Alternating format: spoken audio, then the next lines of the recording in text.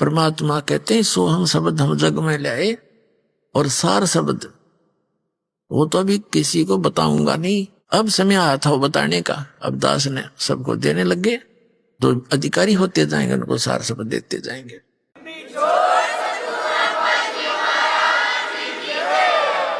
फिर क्या किया, इस काल ने देखा कि ब्रह्मा विष्णु महेश ये तीनों के में उठ पटांग सी बात कर रहे हैं, इनके हृदय में कुछ और ही सोच होगी है।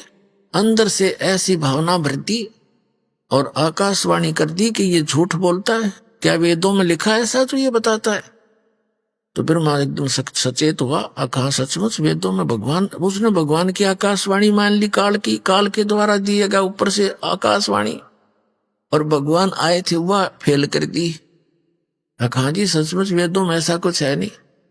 तो दोबारा जो परमात्मा गए उसी ऋषि रूप में, तो ब्रह्मा जी ने कहा कि नहीं ऋषि जी, आपकी बातें अप्रमाणित हैं, वेदों में ये ज्ञान नहीं लिखा है, ऐसा नहीं वैसा नहीं।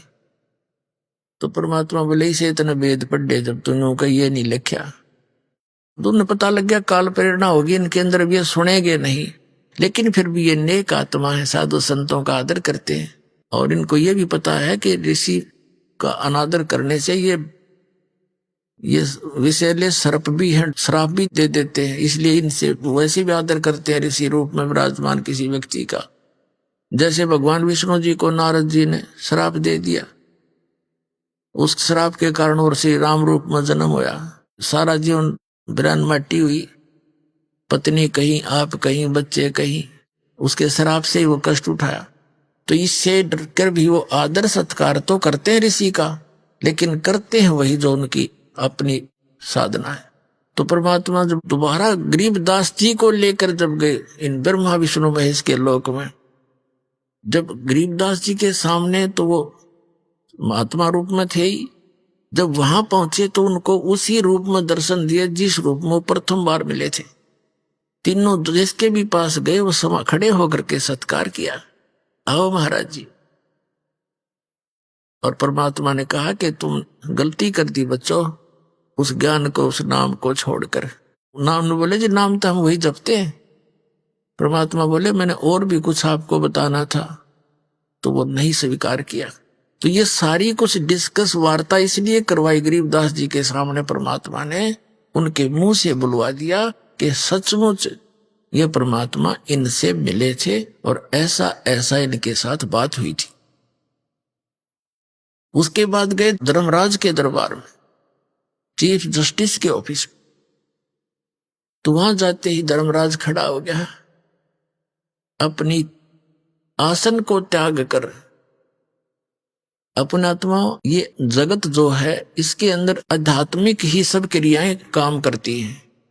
इनको अपने आप आभास हो जाता है कि जो ये सामने व्यक्ति आया है ये कितनी पावर युक्त है, उनके बस की बात नहीं हुई, अपने आप आसन उनका खिसकने लग जाता है।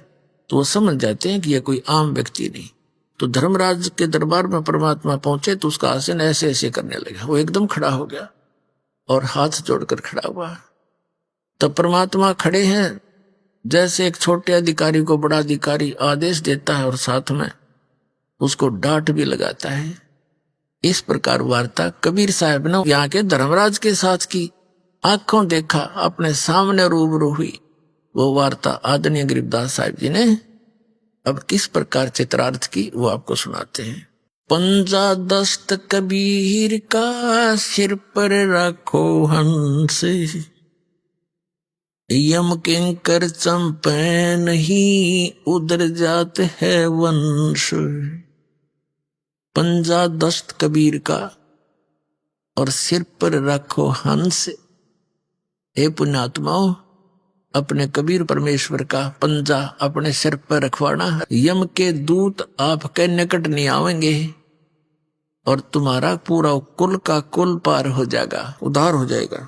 पंजा दस्त कबीर का सिर पर रखो हंसे, चमकिंकर चंपे नहीं उतर जात है वन से। दर्द बंद दरवेश हैं ये सतगुरु पुरुष कबीरे, नाम लिए बंद छूटे हैं ये टूटे जम जंजीरे। दर्द बंद दरवेश है, दरवेश माने संत, यानी जब वो परमात्मा संत रूप में आते हैं तो वो हमारे हमदर्द हैं, हमारे दुख में दुखी होते हैं, वो हमारी पीड़ाओं को समझते हैं। दर्द बंद दरवेश हैं सतगुरु पुरुष कबीरे, नाम लिए बंद छूटे हैं ये टूटे जम जंजीरे। सतगुरु पुरुष कबीर हैं ये 3 लोक तत्सारे, कोट 49 पृथ्वी ये 14 भवन आधारे। सतगुरु पुरुष कबीर हैं ये 3 लोक तत्सारे, 2 4 की क्या कहूं ये तार हंस अपारे। सतगुरु पुरुष कबीर हैं 4 युग परवाने, झूठे गुरुआ मर गए वो हो गए भूत मसाणे। झूठे गुरु के आश्रय कदे न उदर जीवे, साचा पुरुष कबीर है आद परम गुरु पीवे। सतगुरु पुरुष कबीर का विक्रम पंथ बैराट, शिव सन का दिक ध्यावे ही ये मुनिजन जो है बाटे। सतगुरु पुरुष कबीर की कोई ना चल है गैले, बिना पंथ पग धरत हैं गगन मंडल में सैल। लख लख योजन उड़त हैं ये सुर नर मुनिजन संत, ऊंचा धाम कबीर का कोई न पावे अंत। अब आदरणीय गरीबदास साहिब जी अपने परमेश्वर कबीर जी की आंखों देखी महिमा कैसे चित्रार्थ कर रहे हैं कि कबीर परमात्मा का पंजा सिर पर रखोगे यानी उसकी शरण में रहोगे तो तुम्हारे ऊपर यम के दूत कभी अटैक नहीं कर सकते और तुम्हारा कुल का कुल पार हो जाएगा, उद्धार हो जाएगा सबका। अपने आत्माओं, एक तो आप देखना हमारे इस कबीर परमात्मा के इस दास के माध्यम से जो शरण में आए परिवार है, उनके छोटे छोटे बच्चों से लेकर और बुढ़े तक की क्रिया देखना। छोटे छोटे बच्चे पूरा मंगलाचरण याद किए हुए हैं, परमात्मा की वाणी बोलते फिरते हैं। बूढ़े बूढ़े भी भगवान की महिमा का गुणगान करते हैं, फालतू बातें नहीं करते किसी से। अब उनके जो अब संतान होने लग रही है, हमारे जो 10-10, 15-15 वर्ष से उपदेशी है, अब उनके घर में जो हंस बेटा या बेटी जन्म ले रहे हैं वो पुण्यात्मा रही है जो परमात्मा के सटोक में इस ब्रह्मांड में रखी हुई थी और जिनको अब जन्म देना था इस समय। और वो इतने पुण्यकर्मी पुण्यात्मा, उनको गर्भ में भक्ति मिलने लग रही। माता के गर्भ से ये सत भक्ति सत ज्ञान वो लेकर के साथ उतरते हैं, नीचे आते। और एक अन्य संतों की इनका देखो आप, ये दूसरे राधा स्वामी धन धन सतगुरु, इनका कोई ज्ञान नहीं, इनके पास कोई ऐसी परमात्मा की मुखारबिंद से उतरित वाणी नहीं। उस शिवदयाल भूत बना बैठा बुक्की में बोल रहा इनका धन धन सतगुरु सच्चा सौदा और राधा स्वामी, इन सब का मुखिया जो इनका प्रवर्तक है शिवदयाल जी, गलत साधना करके झूठा गुरु था वो। गरीबदास जी कहते हैं सतगुरु पुरुष कबीर हैं ये 4 युग प्रमाण, 4 युग प्रमाण है इनका। और ये झूठे गुरु मर गए हो गए भूत मसान, ये शमशान घाट पर भूत बने अंडे सारे। ये प्रमाण आपके सामने आपको सैकड़ों बार दिखाया है। शिवदयाल जी जो राधा स्वामी पंथ का प्रवर्तक है, जो भारतवर्ष में सबसे ज्यादा संख्या को बर्बाद करके चला गया, वो खुद भूत बनकर अपनी शिष्या बुक्की में बढ़ के ओका पीवर रोटी खावे, और सतलोक के लक्षण है उसके गए हुए। तो कहने का भाव ये है जब तक हम सतगुरु शरण में नहीं आते हमारी दुर्गति होती है। कबीर साहब कहते हैं सतयुग में सत सुकृत कै टेरा, त्रेता नाम मुनींद्र मेरा, द्वापर में करुणा में कहाया, कलयुग नाम कबीर धराया। 4 युग में संत पुकारे, कूक कहा हम हेल रे, हीरे माणिक मोती बरसे ये जग चुगता ढेल रे। अब क्या बता रहे हैं, कहते हैं सतगुरु पुरुष कबीर की कोई ना चल है गैल, गैल माने मार्ग, उस पंथ पर, उस गैल में, उस मार्ग में कोई नहीं चलता जो बिना पंथ पग धरत है। यानी जैसे विहंगम मार्ग होता है, पक्षी वाला मार्ग, एक तो पपील मार्ग होता, पपील यानी कि चींटी, चींटी किसी वृक्ष पर चढ़ती है तो नीचे से शुरू करती है, जड़ से चढ़ती चढ़ती टहनी के चाहे शिखर में भी पहुंच जावा, और पक्षी क्या करता है, एक वृक्ष से उड़ा दूसरे पर जा बैठा 1 सेकंड में, इसको विहंग मार्ग कहते हैं। तो यह परमात्मा कबीर साहब के बारे में गरीबदास जी बता रहे हैं कि सतगुरु पुरुष कबीर की कोई भी उस मार्ग पर नहीं चल रहा है और उसके ना चलने से उन्हें कुछ प्राप्ति नहीं हो रही है। कैसे? लख लख योजन उड़त हैं ये सुर नर मुनिजन संत, ऊंचा धाम कबीर का कोई न पावे अंत। कहते हैं ऋषि सुर नर मुनिजन समाधिस्थ होकर के लाखों किलोमीटर तक, लख लख योजन, 1 योजन 12 किलोमीटर के लगभग होता है, तो इनको 12-12 लाख किलोमीटर ऊपर तक इनकी समाधि चली जाती है, लेकिन उस कबीर साहब के धाम तक ये इस विधि से जा नहीं सकते। वो परमात्मा की जो विधि है, मार्ग है, उससे ही वहां जाया जाता है। अब आगे क्या बताते हैं? धर्मराय दरबार में देई कबीर तलाक, मेरे भूले चूके हंस को तू पकड़िए मत कजाक। अपने आत्मा अभी तक हमने ज्ञान था नहीं, दंत कथा लोक वेद सुना करते इन नकली संतों, ऋषि महर्षि आचार्य और शंकराचार्यों से, जिनका कोई सिर पैर नहीं था। आपको तो पता नहीं, दास को तो इसका खूब बिटर एक्सपीरियंस हो रहा है, और गहराई से सबके इतिहास पढ़ लिए, सदग्रंथ पढ़े, फिर इन महापुरुषों के अनुभव पढ़े। हकीकत आसपास भी नहीं इन सदग्रंथों के, इनके अनुभव, और उन महापुरुषों के अनुभव पढ़े जिन्हें भगवान मिला, जिन्होंने भगवान मिले और जिन्होंने जो अपना अनुभव बताया वो आज सदग्रंथों में मिले। तो इससे सिद्ध हो गया कि जो इन सदग्रंथों से और इन परमात्मा प्राप्त महापुरुषों के वचनों से जिनका अनुभव नहीं मिलता, वो यूजलेस मन गढ़ंत दंत कथा, वो कति व्यर्थ है। तो इन सब का व्यर्थ है। इस दास ने निर्णय कर रखा है, अनित आओ मैदान में, जवाब दो दास का कि झूठ कह रहा हूं, कोई भी ना चल सकता, सांप सा सूंघ गया सबने।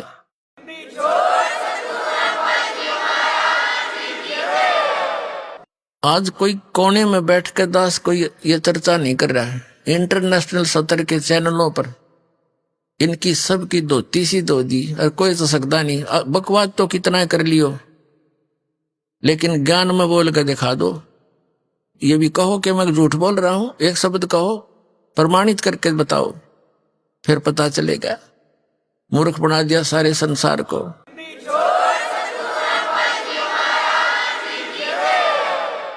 तो दास जो ज्ञान आपको सुना रहा है, इस पर आपको विश्वास कराने के लिए इतने प्रमाण देता हूं कि दास जो बोल रहा है ये 100 की 100 सत्य है। अपनी तरफ से नहीं बोल रहा हूं, उन महापुरुषों की वाणी को आपके रूबरू कर रहा हूं जिन्होंने भगवान पा लिया, और फिर उस जिन्होंने भगवान मिला और उनने जो ज्ञान बताया, और वो सदग्रंथों से फिर ये दिखाता हूं कि इनमें भी ऐसा लिखा, देखो जिनको तुम सत्य मानते रहे हो आज तक। तो फिर विश्वास आसानी से हो जाएगा। ये विश्वास होना ही कठिन हो रहा है कि कबीर इज गॉड, और जिस दिन आप कहिए हो गया कबीर इज गॉड, बस बातें खत्म हो जाएगी।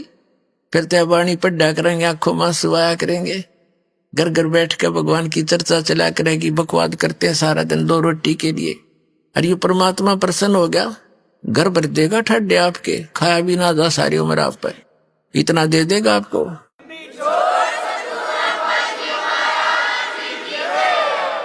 जिस माया के लिए सारा दिन कर्म बिगाड़े, हम धक्के खाते फिरे, 100 झूठ बोले, और फिर भी पूरा ना पड़ता, तो ये परमात्मा सब कुछ कर सकता है।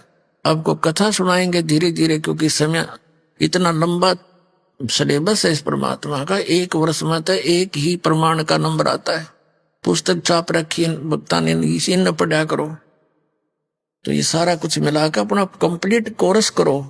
जैसे बच्चा 14-15 वर्ष पढ़ता है 2 रोटी के लिए, वो अभी मिले तो मिले, ना तो नो के नो। और इसने पढ़ के देखो, इसमें लगाओ थोड़ा समय। एक सम्मन नाम का मनियार था, गरीब सा, और उसका एक पुत्र था सेऊ, पत्नी थी नेकी। उनने ज्ञान सुना, परमात्मा पर विश्वास हुआ। इतने गरीब थे कि हैंड टू माउथ थे, और विश्वास भगवान पर जबरदस्त था। अब कथा सुनानी पड़ेगी इसलिए कि आपका दिल डटे कि ये वो परमात्मा है, लेकिन आपको देगा उस समय अपनी राहत जब उसके प्राप्त करने योग्य आप हो जाओगे। तब वो पूरा आपके ठाठ कर देगा कि ये भगवान आपको विश्वास रखना। जैसे परमात्मा कहते हैं, राज्यक रमता राम की रजा धरे जो शीस, दास गरीब दरस परस्तिस बैठे जगदीश। आपने परमात्मा की शरण मिली है, आप उसकी रजा में राजी रहना, जैसे भी वो रखे ऐसे रहना। कुछ दिन विश्वास करके चलना इस दाता पर, और फिर देखना। कहते नुक्ते ऊपर रिझ जाएगा रे, और करोड़ कर्म जल जाए तुम्हारे। नुक्ते ऊपर रिझ जाएगा। एक हमारा भक्त है, वो ट्रांसपोर्ट का काम करता है। उसके पिताजी ने दीक्षा ली, रिटायर्ड थे वो मिलिट्री से, बड़े सच्चे आत्मा के आदमी थे। सन 1996 में उसने नाम लिया और बड़ी दृढ़ता से लगे। पहले वो दूसरे और पंथों से नाम कहीं से नहीं ले रखा था, पर इन और जैसे हमारे इस क्षेत्र में विशेषकर रोहतक जिले में महर्षि दानंद की ज्यादा छाप थी, उससे भी प्रभावित थे, पर इस ज्ञान से वो काफी एकदम बदल गए। फिर उन्होंने अपने बच्चों से, उसका लड़का जो पुणे रहता था, उससे कहा बेटा मैं नाम ले लिया, तुम भी ले लो। वो मानना नहीं। अब पिताजी तो बहका लिया, इसके पास थोड़ी बहुत या पैसे दिखे हैं, कोई लुटेरा इन लूट लेगा। पर वो बच्चा उसकी मानने, निर्बाप बच्चे की कुकरबान आंखें देख रहा, सारी बात सुन रहा। कहने का भाव ये है कि वो बच्चे नहीं माने। कुदरती उसने 2 पाठ रखवा रखे थे अपने दोनों पोतों के उपलक्ष्य में। उसकी उस दौरान मृत्यु होगी, तो मृत्यु के समय उनके संकल्प किए हुए पाठों को कराना उनका कम मजबूरी बन गई बच्चों की। तो उस समय उसने वो ज्ञान सुनना पड़ गया, मजबूरी होगी उसकी। अब कहते हैं सोचल सीधर मैं करूं अपने धन के काज। तो उस लड़के ने परमात्मा का ज्ञान सुना। पहले तो बिल्कुल विपरीत विचार रखता था, तुरंत बदल गया, पूरे परिवार को दीक्षा दिलवा दी। उसके पास 1-2 गाड़ी थी उस टाइम। दीक्षा लेकर वो चला गया। सीडी हमारी कैसेट बना रखी थी पहले हमने, ये वो ले गया सॉरी। उसने सारा कुछ सुना, बहुत अच्छी तरह दृढ़ता से उसको समझ में आ गया, सारा ज्ञान कंप्लीट दृढ़ हो गया। उस दौरान क्या हुआ कि उनकी एक गाड़ी एक्सीडेंट हो गई, और उसका गलती से किसी कारण से इंश्योरेंस एक ही दिन आगा पीछा हो गया था। तो वो उस टाइम इस शहर की कीमत थी 80-90 हजार रुपए की हानि उसको होगी। उसकी माँ को उसने संदेशा दिया कैसे ऐसी होगी। उसकी माँ कहने लगी भाई यू नाम छोड़ दो, देख नाम लिया तेरा बाबू मर गया, और तो हमने नाम लिया तेरी गाड़ी 80 हजार का नुकसान हो गया। लेकिन वो लड़का समझ गया था कसूती तरह। तो अपनी माँ को तो जैसे तैसे उन्हें संतुष्ट किया। फिर वो बताओ था बाद में, कहने लगा जी मैंने तो ये हाथ फैला के ये कहा था परमात्मा अपनी शरण से दूर ना करना, चाहे भीख मंगवा लियो, आपका दास रहे आपकी शरण। नो कहता जी मैं तो उस दिन के बाद और आज तक उस परमात्मा ने ऐसी रजा बख्श रखी उस बच्चे पे, सैकड़ों की संख्या में तो गाड़ी दे दी, और उसका दान धर्म की पूरी नीत आज तक ज्यों की त्यों है। तो परमात्मा कहते हैं नुक्ते ऊपर रिझ जाएगा रे, करोड़ कर्म जल जाए तुम्हारे। वो नुक्ता था, जब फेल हो जाता तो खत्म था, वो तो वेलिया था और गणा हो जाता। और उस नुक्ते पर नो राज्य हो सा भगवान जोरी जय जगदीश। फिर देखना ठाठ थरे सब क्या है। और फिर इस माया की अपन जरूरत भी नहीं है, लेकिन यू इतनी दे देगा संगवाई नहीं जाएगी आप पर। फिर इसको पा करके विचलित मत हो जाना, ये विष समझ लेना, ये माया आवश्यकता से अधिक कर पे नहीं रहनी चाहिए। और जब मालिक साथ रहा, परमात्मा कहते हैं कल पे कारण कौन है कर सेवा नहीं काम, मन इच्छा फल दूंगा जब पड़े मेरे ते काम।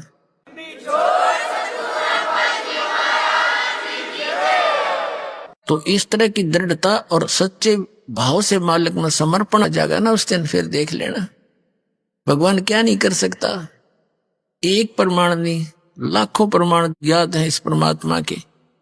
और अब सन 1994 से लेकर आज तक इस दास ने जिनको भी उपदेश दिया है, परमात्मा की शरण दिलाई है, उनकी पहले क्या स्थिति थी और आज उनके क्या सुख है।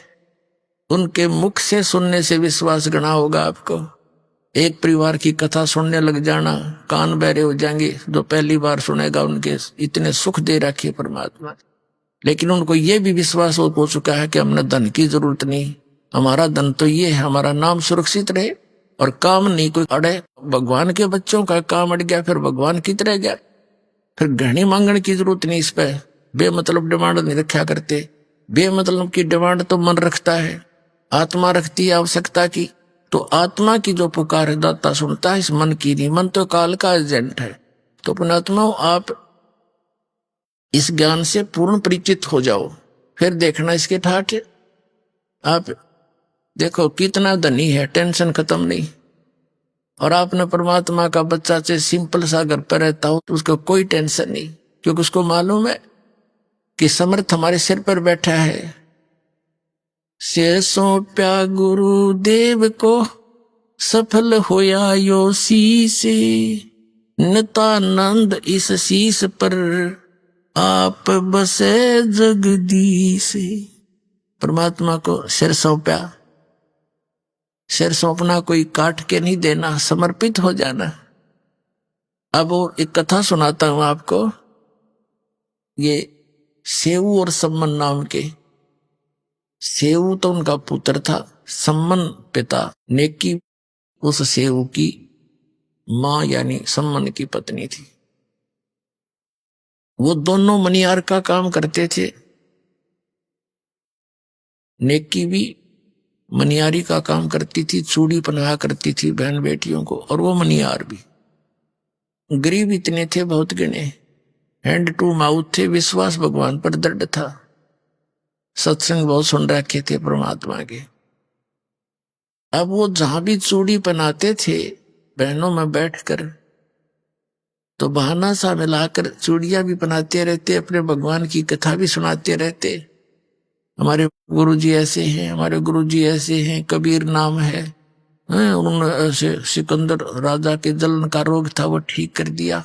राजा ने एक गऊ काट दी थी बीचों बीच परीक्षा के लेने के लिए भगवान की, कि इसको जीवित कर दे, जब मानू तो किसा संत है, वो जीवित कर दी थी। यानी इस तरह की बहुत कथा सुनाया करती थी। तो बहनें उन दोनों का मजाक करा करती, जब तो सुन लेती पीछे तो कहा करती तो पागल हो रहे हैं, एक दानक न भगवान बतावे। कहने का भाव ये है कि वो अपने स्वभाव व सबको ऐसे बताते रहती थी। एक दिन क्या हुआ कि सेऊ नाम का जो लड़का था अन्य बच्चों में खेला करता था, वो भी यही कथा सुनाता बच्चों में। तो वो बच्चे कहा करते थे कि आप बताते हो आपके गुरुजी सिकंदर लोधी के वहां गए, घर पर गए, काशी के नरेश के घर पर गए, उन नाम ले रखा था। और भी आप ऐसे दामोदर सेठ के घर पर गए, तुम्हारे घर पर क्यों ना आते? तुम्हारे गुरुजी तो स्वार्थी हैं, वो तो पैसे वाले और राजाओं के पास जाते, तुम्हारे घर पर आए कभी? वो कहने लगा बच्चा था सेऊ, अगना भी हमारे घर पर तो गुरुजी नहीं आए कभी। फिर वो तो भाई पैसे वालों के जाते हैं, ये तो पैसे के पुजारी होते ये गुरु। अब वह बच्चे के बाद खटक गई, उसने अपनी माता और पिता से कहा कि माता अपने गुरुजी कभी अपने घर नहीं आ जाएंगे, वो हमारे घर गुरुजी आ जाएं तो बड़ी अच्छी बात हो। तो नेकी और सम्मान दोनों कहने लगे, बेटा उनके तो लाखों सेवक हैं और किस किस के घर में जाओगे, वो तो हमारे साथ ही, वो दूर थोड़े ही हैं, परमात्मा तो बेटा हमेशा साथ रहते हैं।